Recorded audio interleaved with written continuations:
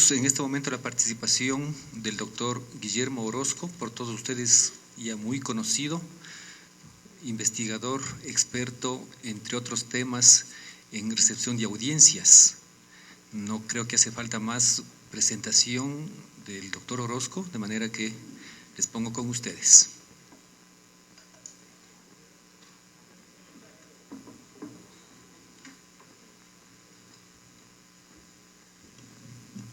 Bueno, pues un saludo por tercera vez esta mañana. Se trata de abusar del podium, pero pues ha sido necesario, se nos juntaron las presentaciones y moderaciones. Gracias por estar acá. Nuevamente agradezco a CIESPAL, a todos los que han hecho posible el que estemos aquí presentando, y mi colega, parte del equipo y cocoordinador por México, Francisco Hernández, ya tuvieron la oportunidad de escucharlo comentando el capítulo de los Estados Unidos. Los dos vamos a estar acá, el que va a presentar fundamentalmente soy yo, pero estaremos aquí para el diálogo con ustedes luego. Entonces voy a tratar de presentar rápidamente para dejar tiempo para dialogar con ustedes. O sea que voy a tratar de sintetizar un poco. En primer lugar, los nombres de los que participamos en el equipo México, ahí los pueden ver. Tenemos la incorporación de la doctora Gabriela Gómez, que ha venido trabajando sobre todo ficción y violencia, y creemos que es un aporte fundamental para los que ya teníamos. Adrián Charlois, él trabaja ficción histórica, historia y violencia, y Darwin Franco trabaja ficción y ciudadanía. Y Francisco, porque no quedó claro en la presentación, él trabaja historia, televisión y géneros, especialmente de ficción, pero también personajes relacionados a la historia de la televisión, que es como en lo que se está concentrando actualmente, en un ingeniero, Guillermo González Camarena, que falleció, que inventó la televisión a color. Nació en Guadalajara y por eso, bueno, Francisco está haciendo toda su historia, recuperando ante los 50 años de su muerte, pero en los años 40, antes de que existiera la televisión en blanco y negro, incluso de manera amplia, social, insertada socialmente, este paisano de Guadalajara había inventado ya la transmisión en video a color. Su sistema no se implantó porque era de tan buena calidad que requería un televisor, un aparato retransmisor más caro, y el mercado pues prefería uno más barato. Entonces se escogieron otros y bueno, él está tratando de hacer un reconocimiento a este ingeniero, inventor, historiador que nació, creció, aunque se desenvolvió profesionalmente fuera de Guadalajara.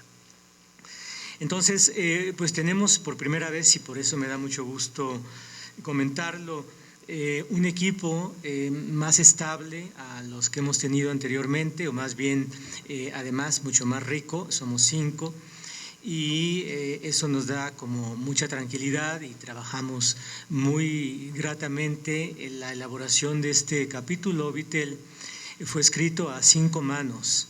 Por ahí verán algunos estilos distintos de un punto al otro, pero la participación fue así y estuvimos durante varias semanas comentando lo que hacía cada quien y retroalimentándonos mutuamente. O sea que fue realmente una experiencia de equipo que yo quería comentar al inicio. Y agradecer a todos ellos, aunque no pudimos traerlos a todos, pero mandan un gran saludo a todos ustedes. Bueno, entonces, dicho esto,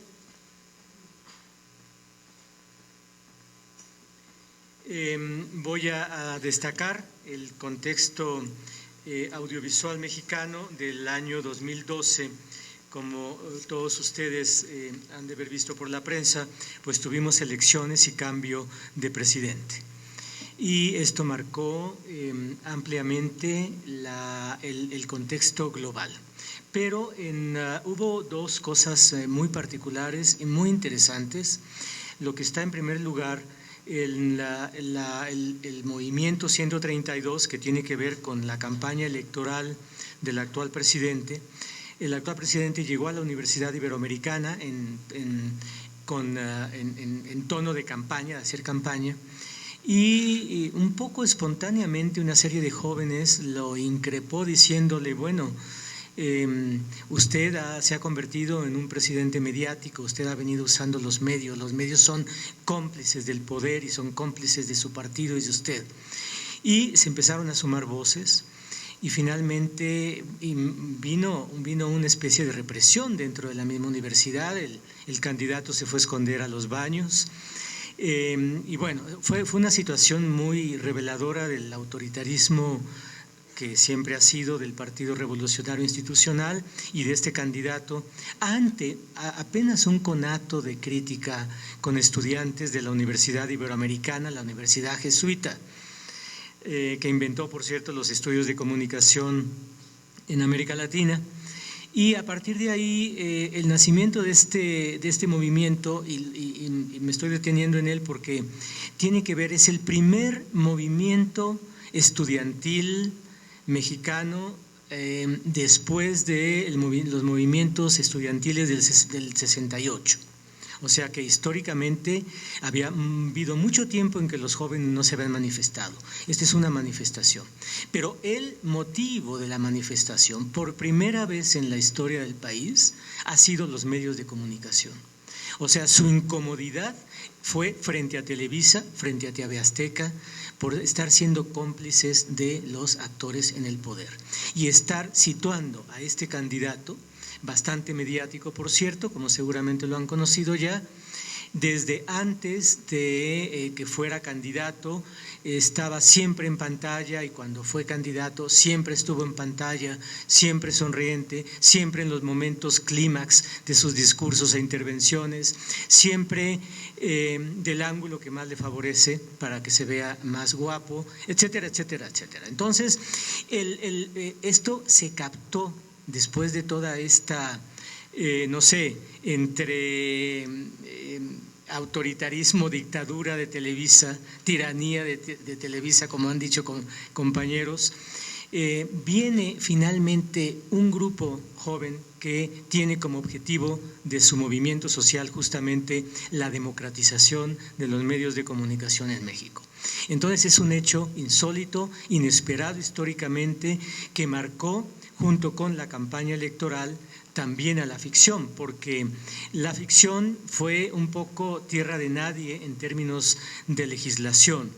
Las noticias y la publicidad, la propaganda política quedó legislada y marcada con tiempos y segundos de manera equitativa, entre comillas, para todos los candidatos. Pero la ficción fue un terreno que no se tocó. Nadie sabía cómo regular la ficción. Yo y mis compañeros sí teníamos una propuesta de cómo regular la ficción, pero nadie quiso saber de esas propuestas. Entonces, fue un terreno donde los que no pudieron comprar más tiempo, porque no se les vendía más tiempo para spots publicitarios políticos del candidato, a los que todos los candidatos tenían derecho, empezaron a infiltrar la ficción, o sea que siguieron con esta ficción a la carta que ya veníamos anunciando como el tema del año del anuario pasado. Se agudizó el uso de la ficción para propaganda política naturalizada y la novedad y buena noticia fue que todo esto exacerbó la percepción de medios poco democráticos, medios aliados con el poder en contra de su audiencia, que eran capaces de no respetar los derechos mínimos de la recepción. Y por eso es tan emblemático este movimiento de jóvenes de 132, porque ahí se contaron para evitar que la policía los llevara y los acusara, como se hace para criminalizar cualquier protesta juvenil, y se contaron para marcarse y decir somos tantos, o sea, si nos pierden, si nos hacen perdedizos, que sepan cuántos somos. Y por las redes sociales alguien les puso el nombre de Yo Soy 132, son miles ya, pero esto es como quedó el reconocimiento de ellos, como defensa colectiva de numerarse para saber que ninguno de ellos se podía perder y que todo México tenía que buscarlo en su caso. Entonces esto fue una situación en el México autoritario que hemos tenido muy interesante por la valentía de los jóvenes y sobre todo por la inteligencia de ver que una de las instituciones que están en contra de la democracia, desgraciadamente en México, es la televisión marcada por Televisa y TV Azteca, que se ha aliado a los candidatos en el poder. Bueno, entonces, esto ha sido algo que marcó todo. Y por el otro lado, pues como en otros, la lucha entre gigantes. En México la sociedad no ha participado todavía, apenas empieza, en cómo va a ser el encendido digital después del apagón digital. Quienes están realmente en guerra pues son los grandes magnates, Televisa y TV Azteca por un lado, y teléfonos mexicanos con Carlos Slim, el millonario más rico de todo el mundo, que están tratando de repartirse todo el potencial de lo digital terrestre, que va a comenzar en poco tiempo en todos los países.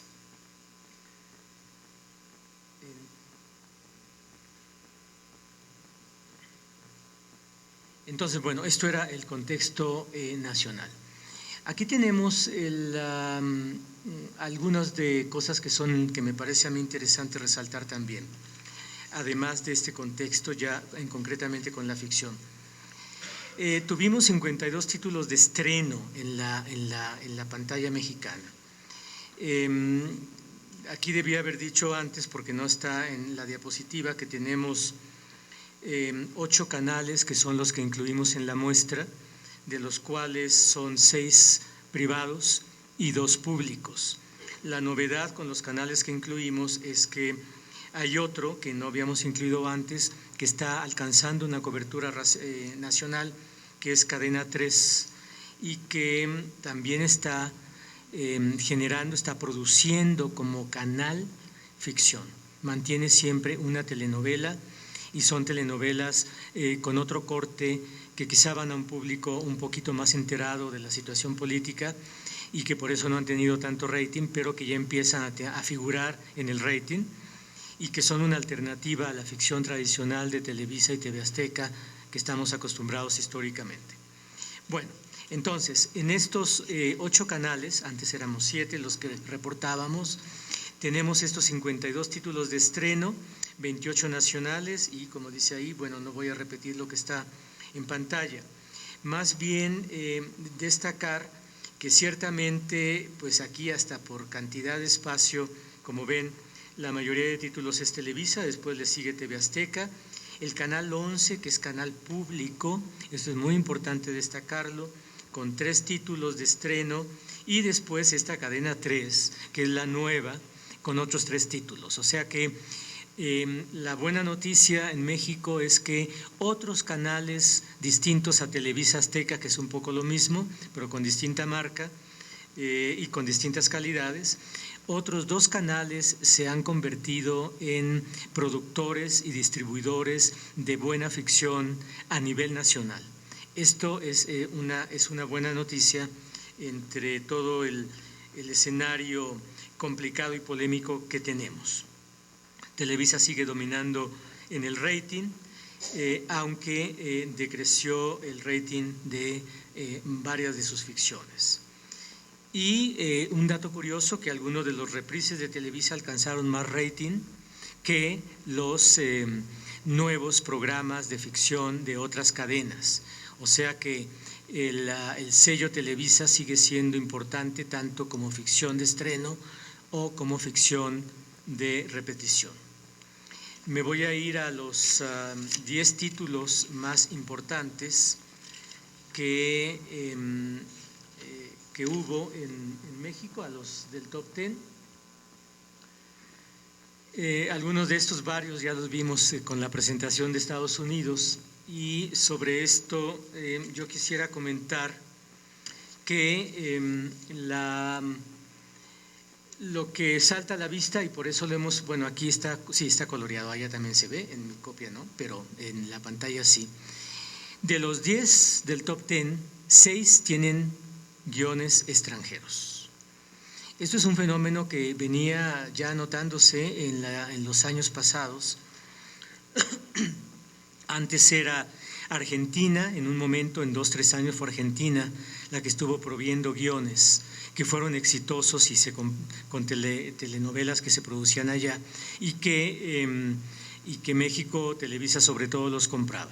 Pero ahora es Colombia. Colombia, como ven, se ha convertido en la fuente de por lo menos 3 de las telenovelas que figuraron en el rating. Venezuela tiene 2 que nos llevó al rating y México se quedó solamente con 4 aquí en el rating. Esto, por un lado, habla muy bien de los otros países y la producción de ficción en Colombia, Argentina, Venezuela, sobre todo, pero habla muy mal de la creatividad y producción mexicana. Y más que la creatividad, yo creo que la creatividad sigue existiendo, aunque si se dan cuenta, Abismo de Pasión es de la ancestral autora Caridad Bravo Adams, que pues ha sido una creadora de telenovelas desde que yo era adolescente y veía, y siempre se anunciaba una obra más de Caridad Bravo Adams. Bueno, pues sigue en el top 10 la señora. Entonces quiere decir que, bueno, estos que están aquí, solamente, digamos, los otros 3 de los 4 podríamos decir que son nuevos guionistas, nuevos creadores. Y no es porque haya mala producción independiente, es que es independiente y la producción independiente no alcanza a llegar a las grandes pantallas, ni Televisa se interesa en comprar esos guiones. Televisa tiene un estrecho grupo de fabricantes de sus telenovelas y sus historias que ni siquiera a veces tienen en los créditos tienen un lugar preponderante. Este es un fenómeno que ya lo habíamos notado y que lo quiero recalcar porque puede pasar en el resto de América Latina, donde el guionista ha perdido el papel fundamental en la producción de ficción y quien lo tiene es el productor. Entonces ahora se habla de las grandes productores o productoras que son a las que se les da el mayor crédito de cualquier pieza de ficción.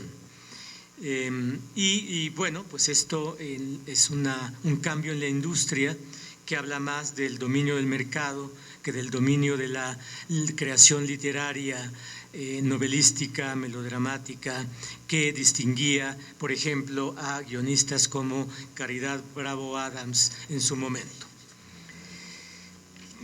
Vamos a ver al final, para no estar aquí cambiando de situación, cuáles son estos top 10. Simplemente comentaría por último que hay aquí una especie de ficción cómica que se llama La Familia Peluche. La Familia Peluche no es nueva como propuesta televisiva, pero sí es nueva en este formato de ficción. Eugenio Derbez es un cómico, hijo de una de las grandes estrellas de las telenovelas, Silvia Derbez, que murió hace un par de años y que fue la actriz de la primer telenovela mexicana que se produjo y se transmitió, la primera que se grabó en video, que se transmitió en 1957. Fue la que inauguró las transmisiones de telenovelas, aunque se sabe que hubo otro par que solo pasaron en vivo y solo se tiene huella a través de algunas fotografías que se tomaron y lo que se comentaba en los periódicos de la época. Pero Silvia Derbez fue la actriz principal, la estrella principal de la primera telenovela mexicana. Y bueno, ahora su hijo, que es un cómico, está lanzándose como guionista de una telenovela cómica que casi podría ser sitcom, o sea, esto que acá en Ecuador nos han mostrado que está en auge y que retrata a una familia de clase media urbana mexicana. Y aparentemente el retrato ha resultado bastante fiel, pues ha tenido bastante rating. Bueno, con esto voy a pasar a la recepción transmediática.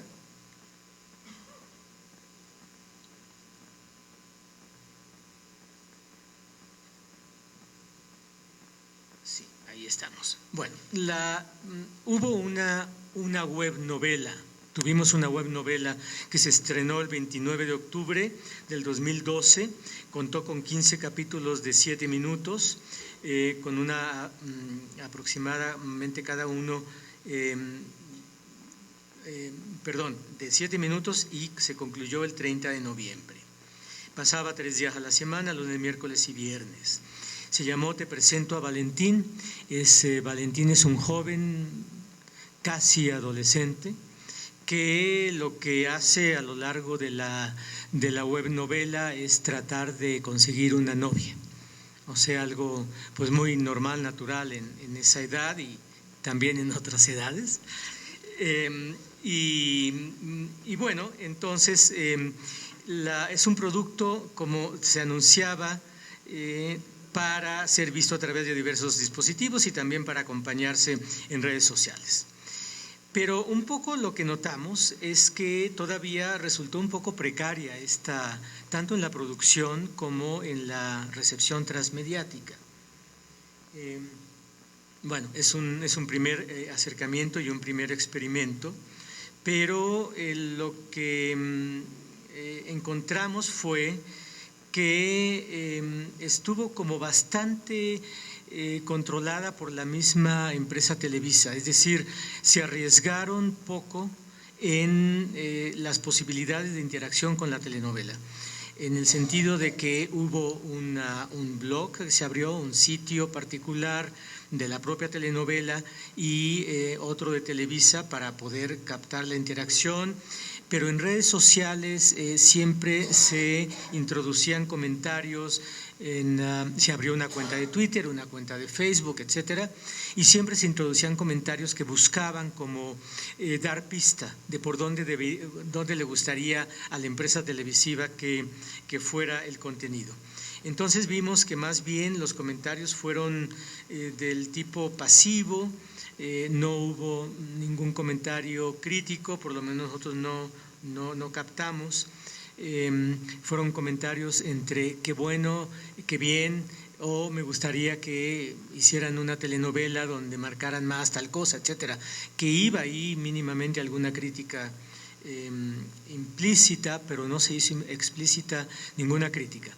Después del primer capítulo, que causó mucha sensación, hubo muchas entradas, mucha participación, casi como cerca de 4,000 clics en varios. Los demás capítulos no tuvieron, ni siquiera llegaron a 1,000. O sea que podemos decir que fue, pues no sé, como queramos ver esto, sí, decir que para ser la primera no estuvo tan mal, pero desde otro punto de vista, con las expectativas y justo por ser la inauguración, realmente fue un fracaso en términos de lograr la interactividad de la audiencia a la que iba dirigida. Bueno, sobre esto, la otra cosa es que hay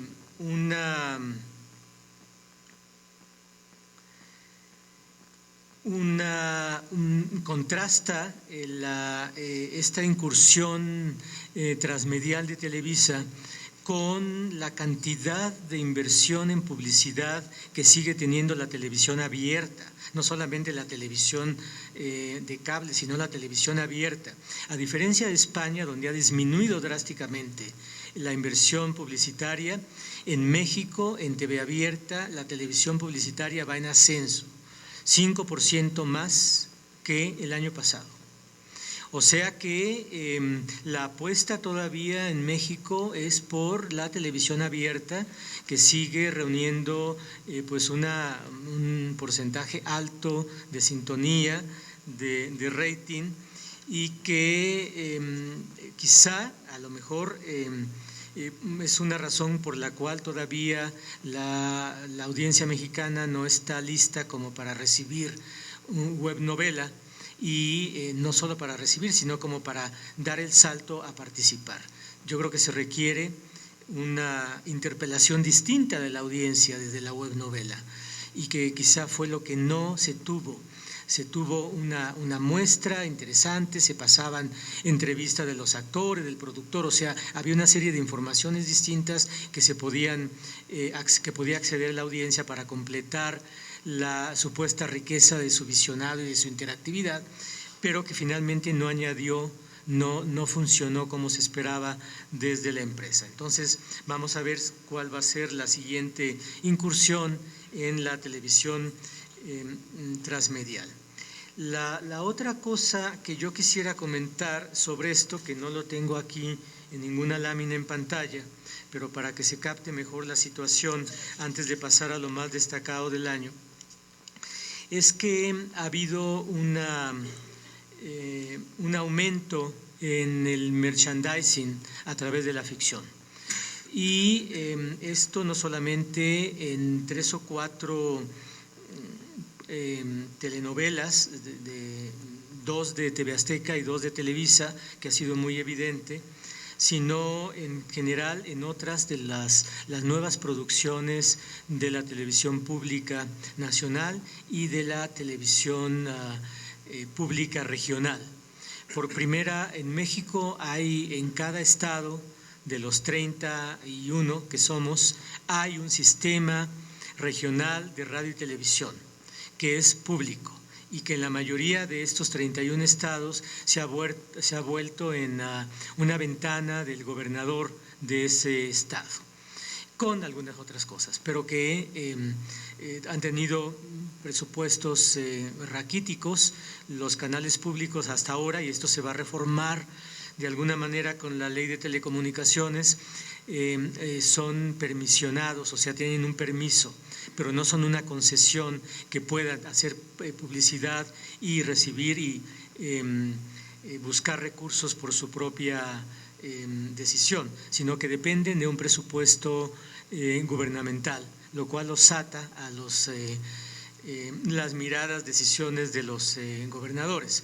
Sin embargo, se han desarrollado una minoría de ellos, una tercera parte, por lo menos unos 7, 8 canales, que han logrado sacudirse un poco esta dependencia de los gobernantes y hacer producción propia. Y uno de esos ha sido el canal de Jalisco, pero el canal de Jalisco no produjo ficción, sí transmitió ficción. Y transmitió ficción coreana, como que les pareció que era pues lo más digno, ¿no?, como canal público transmitir una ficción que no fuera la ficción típica de Televisa, ¿no? Entonces, un poco por ahí fue. Pero el canal del sur del estado de Chiapas, donde nació el movimiento zapatista, un poco para ubicarlos, si no geográficamente, sí históricamente, hizo una telenovela con actores de la región y la transmitió a todo el estado y algunos estados vecinos, que resultó ser muy interesante y que después la compró o la adquirió, no sé si comprada, pero la adquirió el canal universitario nuestro, Canal 44 de TV Abierta de la Universidad de Guadalajara, que la estuvo transmitiendo también. Y era una telenovela entre telenovela y miniserie, porque fueron 13 capítulos de media hora, pero cada capítulo se transmitía solo uno por semana. Y hablaba de toda la situación de violación de derechos a la mujer, a los indígenas, la explotación de la tierra, el caciquismo, el machismo, etcétera, realmente de una manera muy, muy bien abordada, y que resultó ser un ejemplo de lo que se puede hacer con muy pocos recursos en un canal público que tiene muy poco presupuesto y que puede tener un impacto a nivel nacional. Entonces, eso vale la pena destacar. Y también el hecho de que se fue preparando una reforma en telecomunicaciones que para este año ya se va a reflejar y para los años siguientes también, donde va a haber un nuevo estatuto jurídico para canales privados y canales públicos. La competencia mercantil va a ser el eje que va a normar la producción, la existencia y las interacciones entre canales públicos y privados. Se va a desbloquear el hecho de que no puedan obtener ganancias los canales públicos, aunque no necesariamente eso va a significar que vendan publicidad. lo cual es todo un debate. Estamos justamente en este momento en eso, pero por eso el año que entra, en el reporte que hagamos, vamos a ver cuál va a ser el desenlace de la aplicación en lo concreto de la ley de reforma de telecomunicaciones, que en lo mayúsculo ya está aprobada por el Senado y por la Cámara de Diputados. Entonces, ahora es bajar a lo concreto, a la ley orgánica, cómo se va a llevar a cabo eso que se estipuló y se aprobó en términos más abstractos. O sea que la guerra realmente, o la Segunda Guerra empieza, la primera fue arriba y ahí pasó bien, y ahora viene la Segunda Guerra, y vamos a ver, porque esto va a cambiar, esperemos, todo el panorama mediático en México, y se va a reflejar en la ficción, porque finalmente, hasta hace unos 3 años, los canales públicos se animaron a transmitir ficción, y hasta hace año y medio o 2, cuando mucho, se animaron a producir ficción.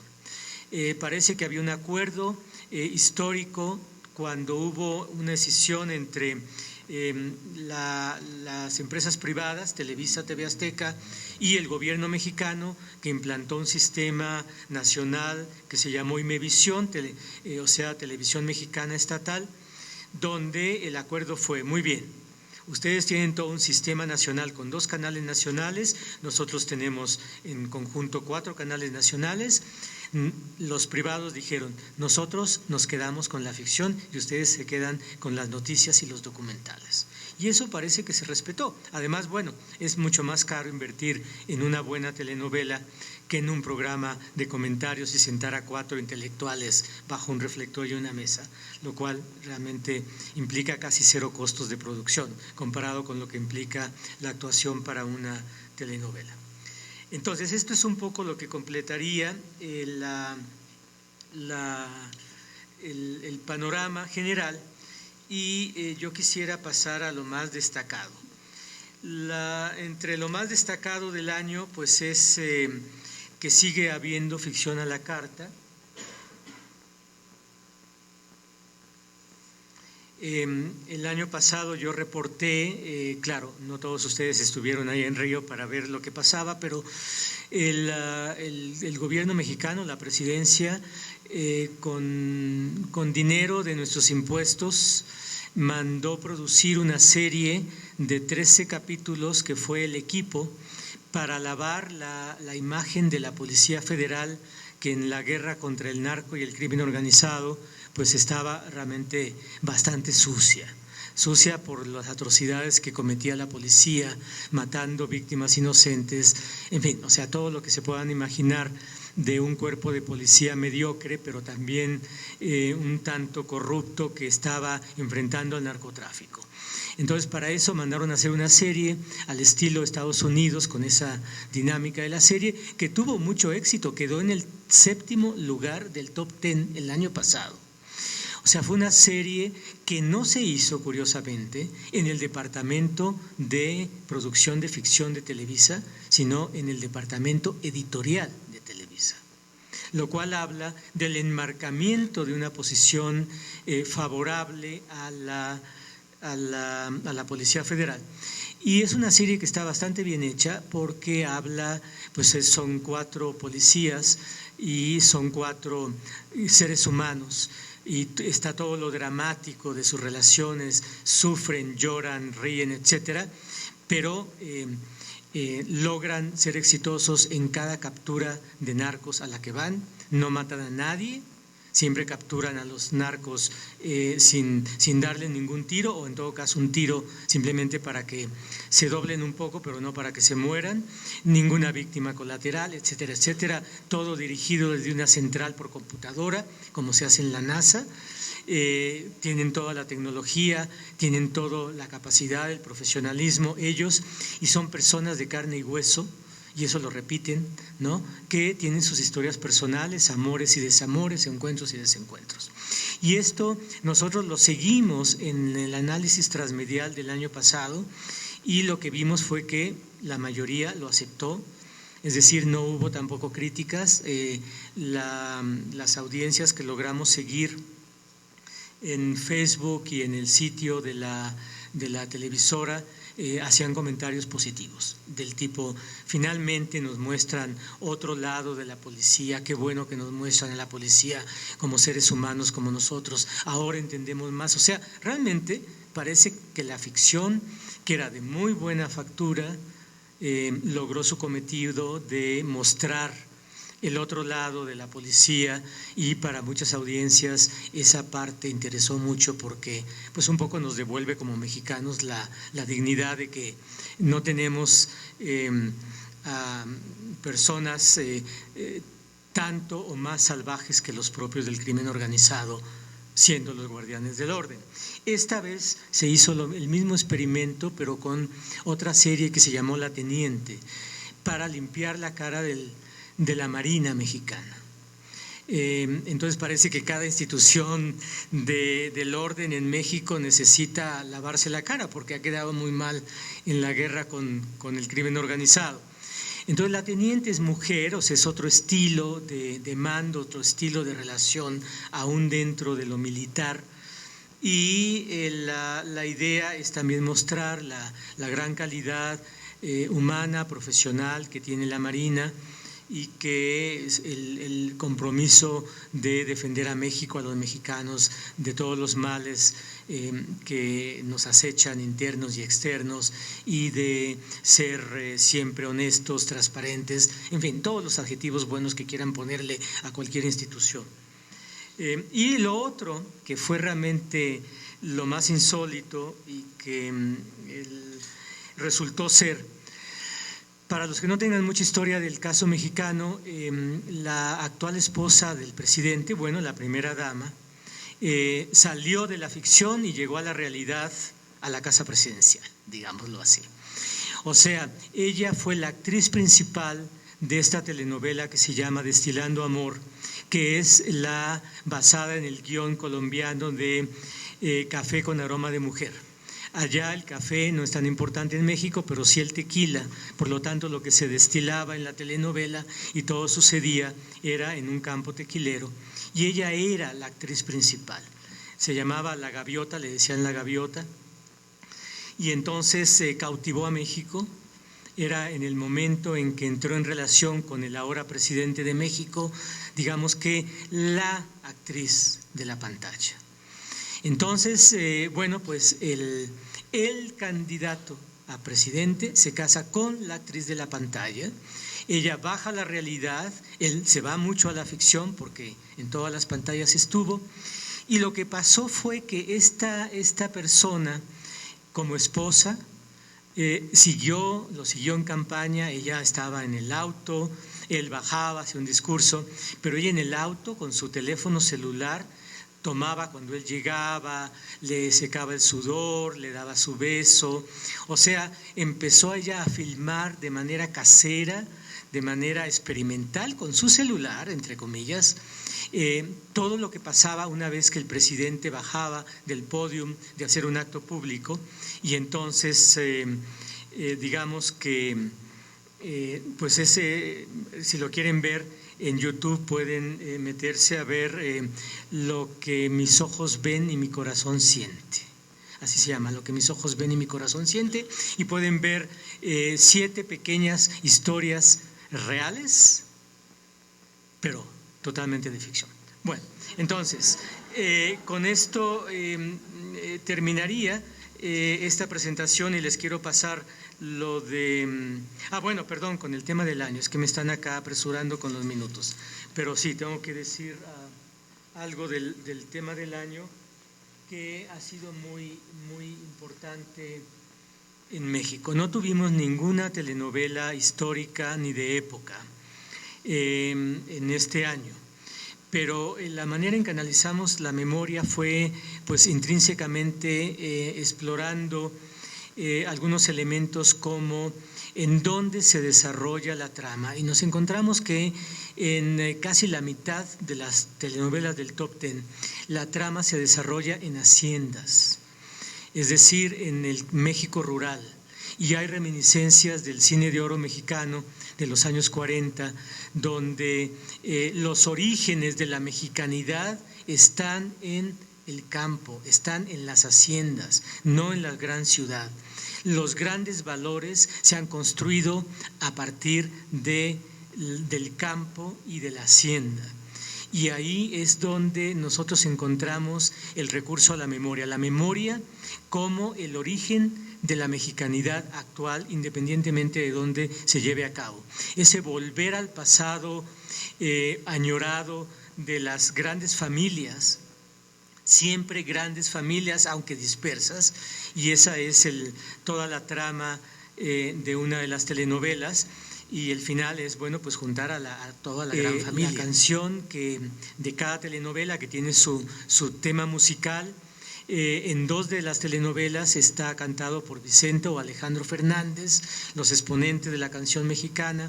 Siempre hay una mexicanidad en la nota musical, siempre hay tonos de mariachi en las canciones, tema de las telenovelas, bueno, no de todas, pero de una buena mayoría. Y entonces, desde la música, desde el escenario de la trama, desde lo que se intercambia en los diálogos, es la reminiscencia del pasado hacendario, campesino, del México, del México verdadero, no del México que se ha venido contaminando en esta globalización terrible, ¿no? Es un poco rescatar este origen, bueno, de por sí ideológicamente bastante marcado. Entonces esto fue la manera en que nosotros encontramos dónde iba la memoria social, como el pasado que todos añoramos del campo y las haciendas. Les quiero entonces pasar ahora el video rápidamente del top 10.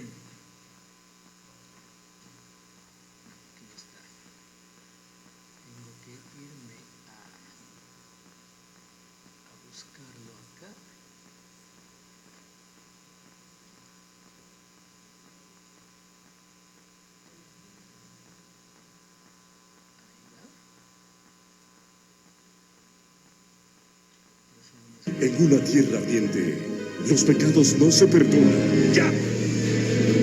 Voy a ir con... No, es una locura. Tu mujer y mi marido se están fugando. ¡Cállate! Eso no es cierto. ¿Dónde está tu hermana? Olvídate de ella. Piensa en tu familia. Abismo de pasión. Son pero el tiempo dejó huellas de su amor. Te amo. Te amo. Te amo. Te amo. Un amor que tendrá que enfrentar el peligro, los celos y la rivalidad en una lucha que será hasta la muerte.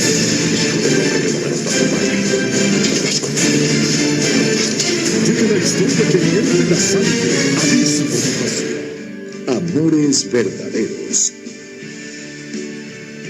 Su relación era estrictamente profesional. Ese hombre me salvó la vida y lo quiero para mi seguridad. Este es mi carro, ¿ok? Sola tú no vas a ningún lado. Pero sin poderlo evitar, un amor prohibido surgió entre ellos. No me imagino mi vida sin usted. Tu vida a mi lado no sería ninguna vida. Para aspirar a tu amor tendría que dejar de ser tu escolta, cambiar de empleo, buscar algo más redituable económicamente para tener que ofrecer. Guzmán, es solo un beso X. Eso no es cierto. Admite que no solo fue un beso. Tal vez para ti fue algo más que un beso. Ahora tendrán que luchar incluso contra ellos mismos para alcanzar la felicidad. Nuestro nuevo secretario.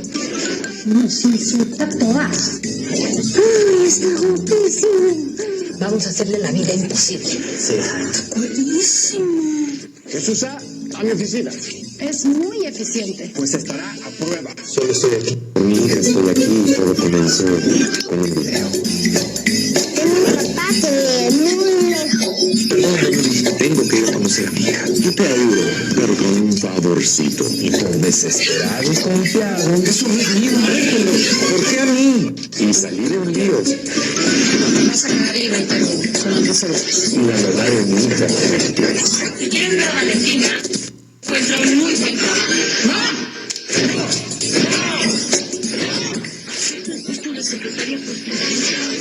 Mi trabajo como secretario no es nada fácil. Él es Fernando, el culpable de que yo esté aquí. A ver si este secretario le echa los perros. Ella es Alma, mujer, y me encanta. Me gusta que tenga secretario. Él es ¡Qué sucio!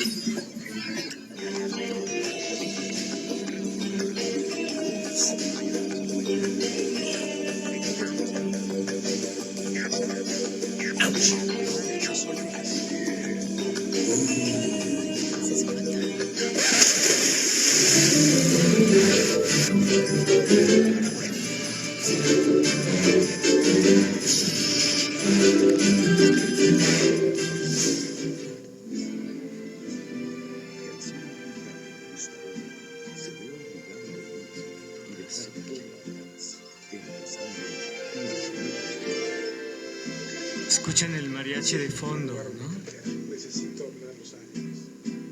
y una mujer que le enseñará lo que es el verdadero amor.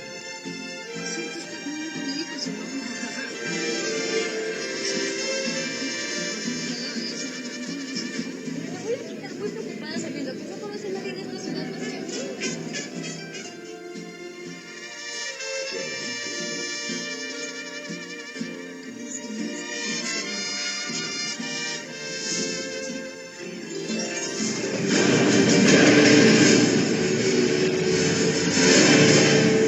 Solo quería venganza. Yo solo pedí mi libertad por mi mujer.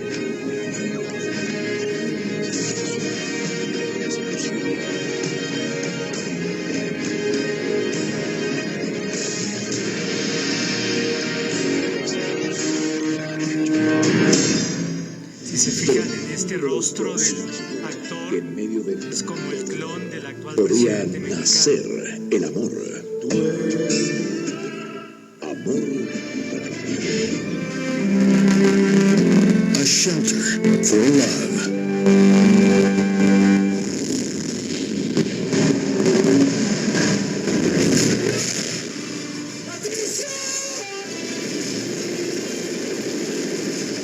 Salvamos la vida de Patricio, pero las consecuencias de esa caída son devastadoras.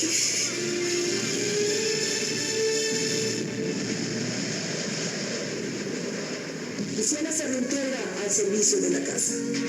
Va a estar a cargo de las necesidades de mi hijo Patricio. ¿Ya fijaron la fecha de la boda? Todavía no. ¿Sabes? No por ser la señora Torres Lima. ¿Qué esperas, Gala? Que llegue una chica más lista y se lo lleve. ¿Vas a romper nuestro compromiso por una sirvienta?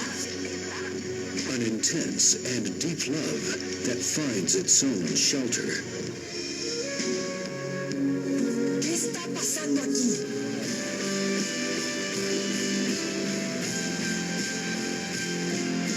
A shelter for love.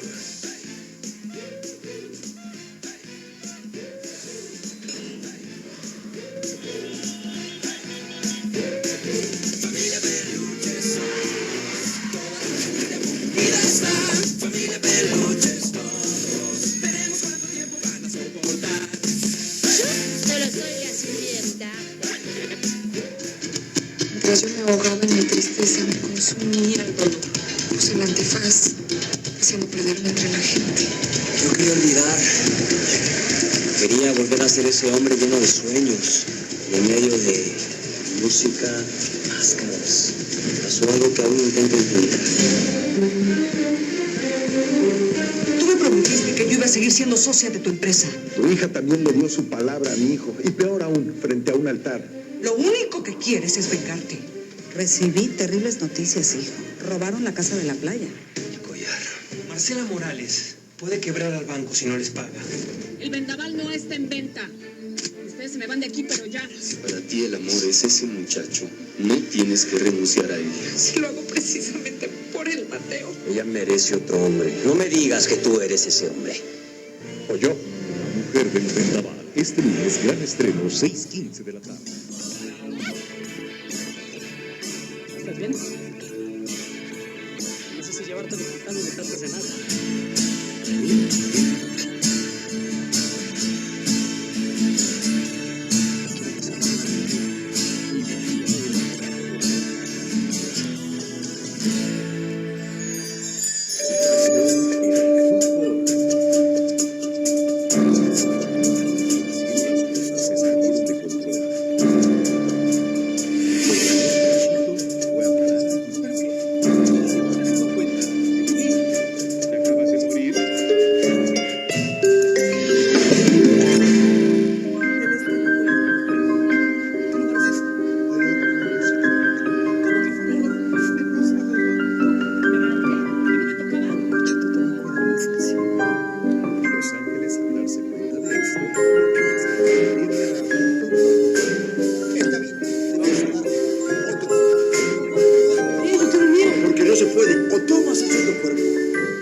se queda y se acabó. Padre,